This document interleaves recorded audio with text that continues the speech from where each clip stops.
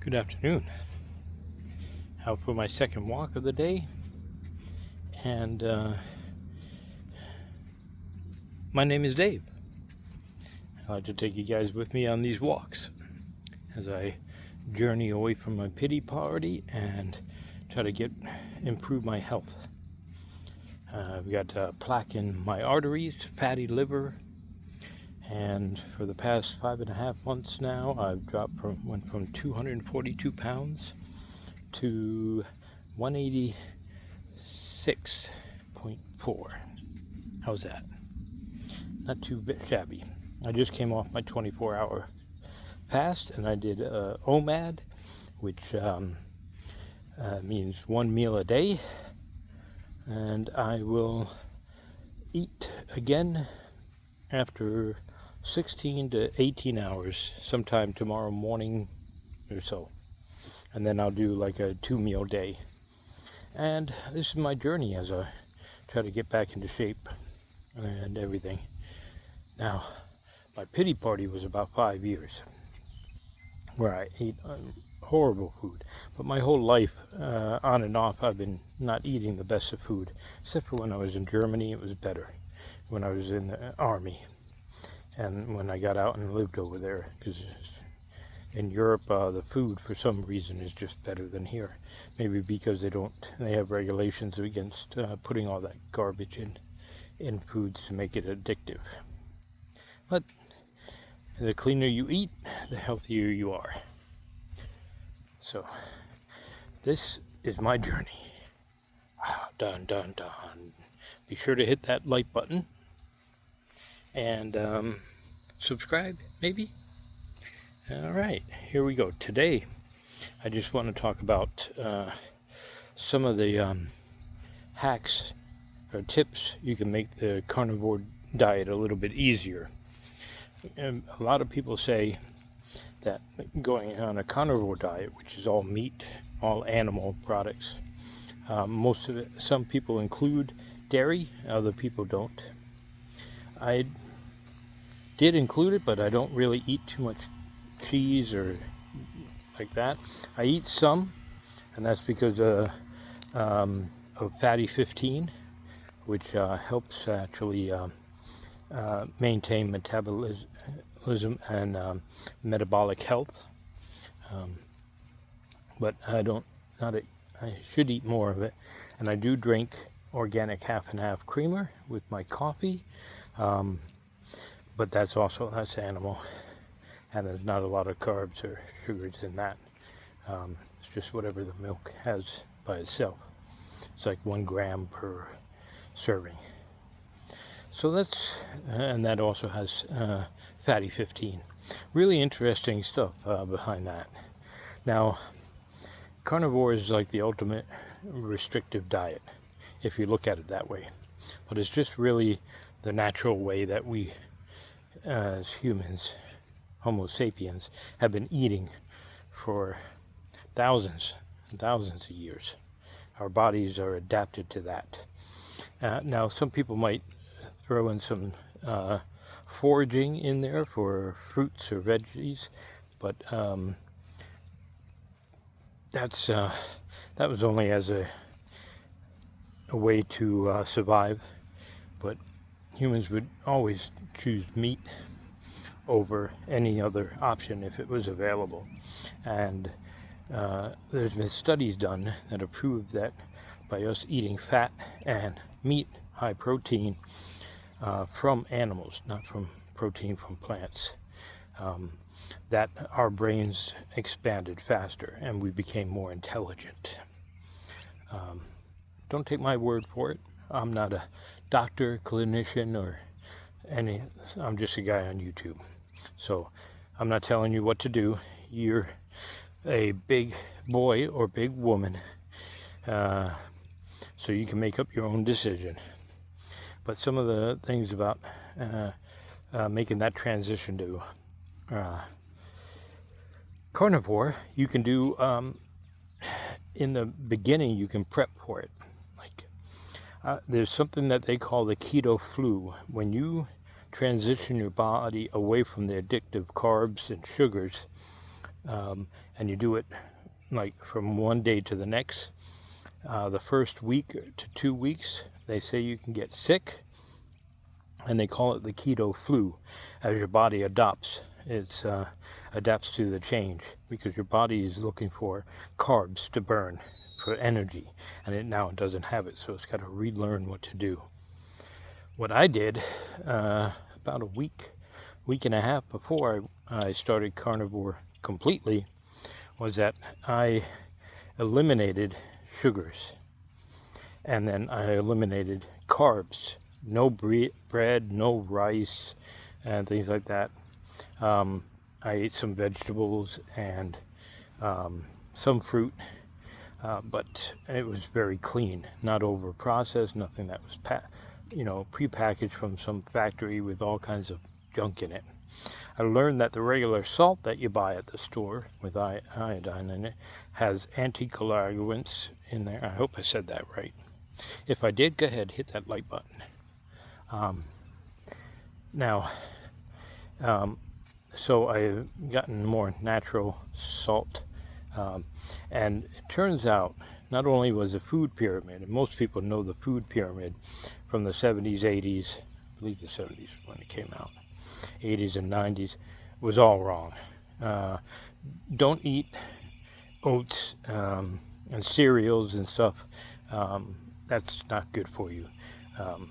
We already have pretty much figured that out, and we figured out that grains are no good for you. I don't eat any oats and everything. I used to love bread, especially when I lived in Germany. Just in the area that I lived, there was like 300 different types of bread. So, and even more types of beer. That was good beer over in Germany. There's some good beer here, but when I learned that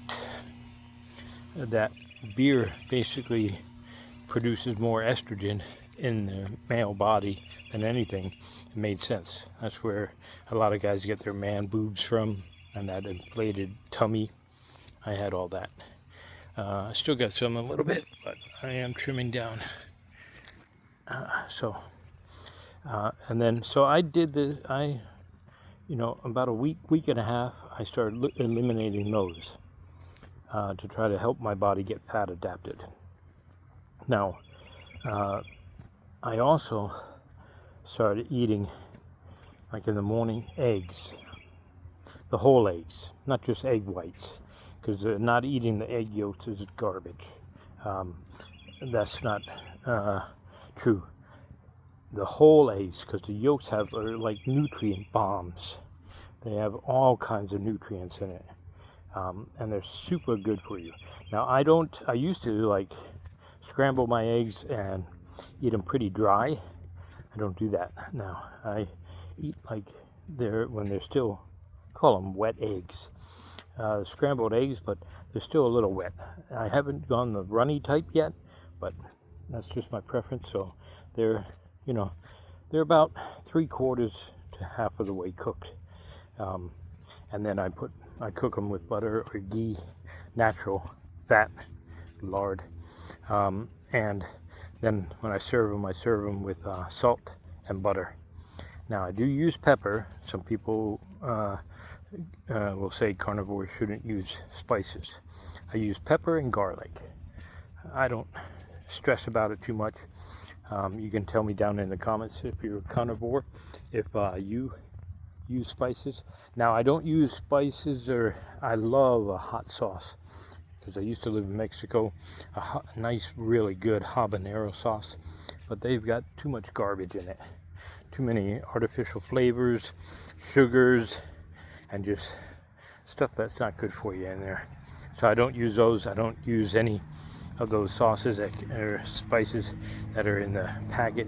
I use natural seasoning, which is for the most part maybe some dried peppers, garlic, and black pepper, plus salt, minerals.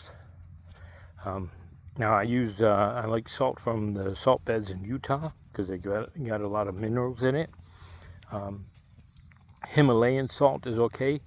I try to stay away from any Himalayan salt from China, just because it's been shown, or I believe it's not as good for you. There's other stuff in there you might not want. So I look out for that. That's my opinion. Now, sorry.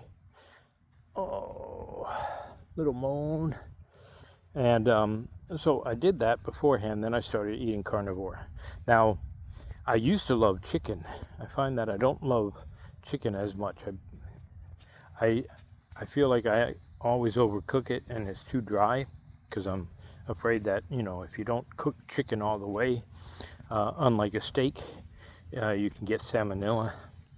So I still eat chicken now and then. I do eat some pork, either in carnitas, like pulled pork, or pork chops. Again, you have to cook it all the way and stuff. It's not my favorite, but I'll eat it.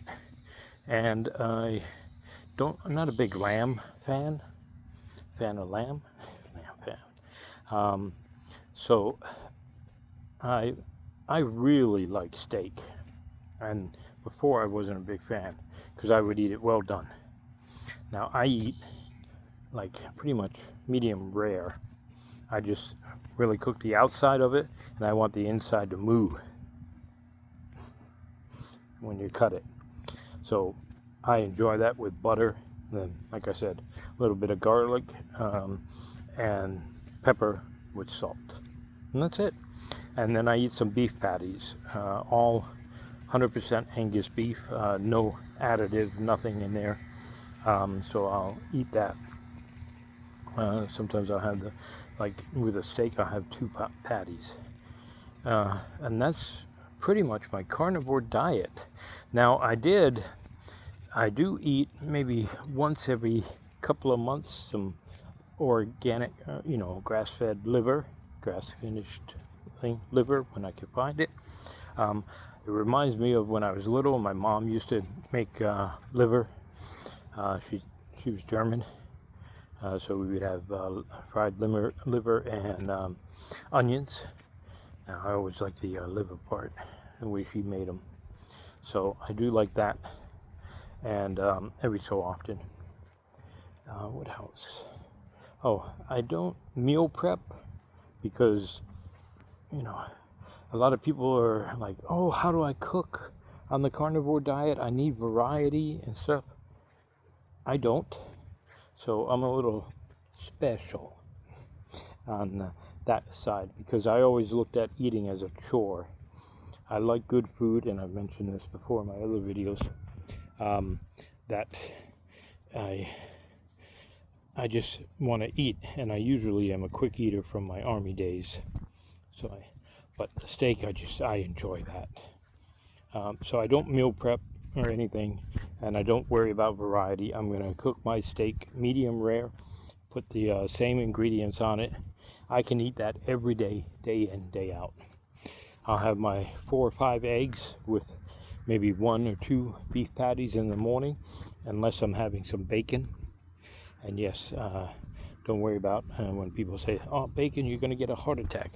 My LDLs are very high. Every time I try to get a doctor to do my blood work, I use the VA because I'm a veteran. They don't order an advanced panel so that I can look at the ratio between the small or dense particle LDLs and the big fluffy, not as dense, the big fluffy LDLs.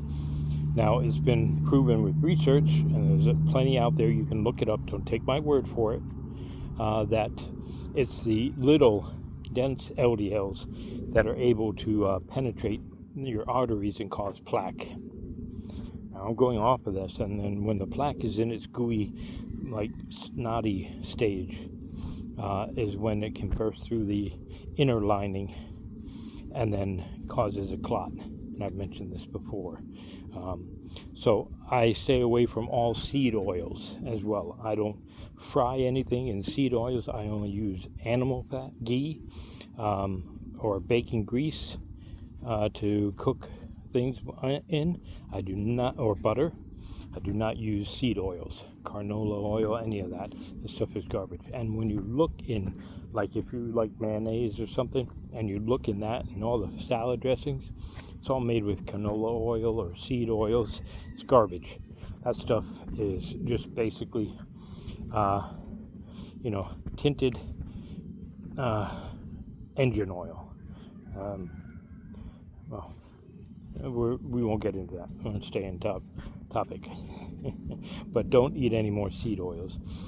Ben Azari, I believe, I know I'm saying his wrong, from Keto Camp, has a card you can download for free that says I'm allergic to seed oils, and it's got the whole list on there. And you can bring that with you when you go to a restaurant and present it to the waitress and let them know, because they will cook a lot of stuff, even your steak, in seed oils. So you use that and bring that, and hopefully that'll make it cleaner for you. I really like that. Now, if you're going carnivore, you do that.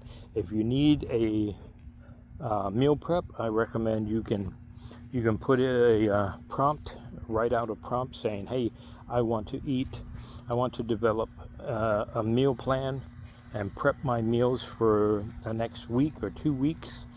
Please provide me a pure 100% carnivore menu, an easy, quick to make bulk patches of carnivore meats using only these ingredients, butter and salt. And if you want to add to that, you can. And then ChatGPT or Perplexity will give you a meal plan for you that's kind of creative. Say, I can fry it, I can cook it, I can bake it, I can shake it, put it in an air fryer. You can do all kinds of stuff, so you can get creative if you want to or need to. All right. The other thing that I do is I drink protein powders to boost my protein levels, because my big old muscles here need more protein. Since I'm in this weight loss phase of my journey and I'm dropping, and I'm already 58 years old, so I've already got sarcopenia, if I'm saying it right, taking effect. I've lost about 2 inches in my arms from the beginning of last year until now. I measured it. When I used to did the evil Russian push-up program twice when I was still starting out in my journey, trying to improve my fitness a little bit, before I even knew I had fatty liver and stuff. So that's actually a really good program, really intense. I like kind of intense programs. I'm finding out. But then, so you can do that. You can meal prep if you want. You don't have to. Or if you're like me. Now, in the beginning, you're going to have cravings. That's your body calling out for the sugar that is missing in the carbs. So don't worry about it. You're going to feel hungry and everything. You're going to get the little twitch. You're actually withdrawing from your addiction to sugar and over processed foods. They don't make it easy to stop eating that junk. All right, I've been there. And now, I started in the end of October, and of course, for the holidays, December, we go up to Connecticut and visit family, and they don't understand carnivore. Of course, my niece makes an incredible coffee cake that I couldn't resist, so I tried that. I did cheat back then, and for December and New Year's, I had 4 beers the whole time. I had maybe 1 or 2 beers up in Connecticut and maybe 2 beers down here when we got back. Since then, I also started the Hard 75 program, and I've been doing that. I did fail the first time around on day 40, 41, something like that. And so I restarted it, and I failed because I didn't finish the gallon of water that you're supposed to drink. That's, for me, that's the hardest part. So I am on day 61, what I call B, of the Hard 75. And I'm taking my progress photos, and I'm reading my 10 pages of books, 10 pages of nonfiction book and stuff. But that's apart from being carnivore. Now, the other thing is month after month, like about the second, third month, I didn't need to take my blood pressure medicine anymore. I always had, for years I've had blood pressure, high blood pressure, and I was taking linacapril. I don't take that anymore. And I've come off the statins, because the statins I was on 20 and then they went to 40 milligrams, so not really big doses, but still, I found all the side effects that has been coming out about statins is not worth it.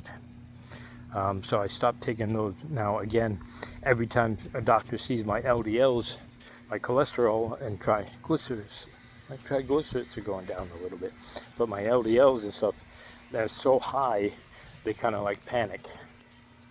I don't. And it could be because of my, I am misinformed, but from all the studies that are coming out, everything that I'm seeing from doctors and from, the blind studies, is I don't have to worry about the big stuff. My body will get rid of that as I'm doing my other things that I'm doing. I do intermediate fasting as well. Like I said earlier, I just came off a 24-hour fast. The day before that, I had a 41-hour fast. Now I'm going into 16 and 18-hour fasts for the rest of the week. That's my normal eating window. I don't eat after 6, 99% of the time. And going back to the bone broth protein powder that I drink to boost up my protein intake. Sorry for that little sidetrack there.